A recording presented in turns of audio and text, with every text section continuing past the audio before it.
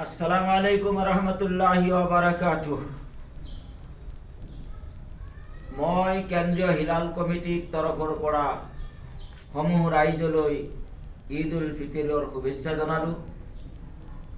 আমাৰ কেন্দ্ৰীয় হিলাল কমিটিৰ সিদ্ধান্ত মৰ্মে অসমকে ধৰি অন্যান্য ৰাজ্যতো কতো চান দেখা পোৱা নগ'ল, ভাৰতবৰ্ষতো কতো চান দেখা পোৱা নগ'ল।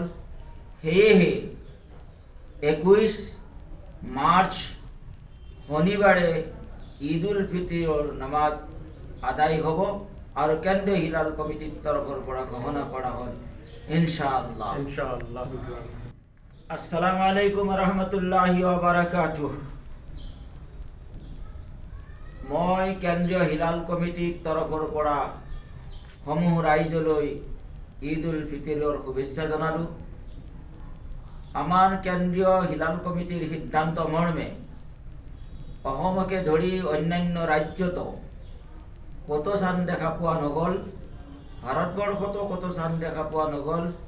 সেয়েহে 21 মাৰ্চ শনিবাৰে ঈদ উল ফিতৰৰ নামাজ আদায় হ'ব আৰু কেন্দ্ৰীয় হিলাল কমিটিৰ তৰফৰ পৰা ঘোষণা কৰা হ'ল ইনশাআল্লাহ।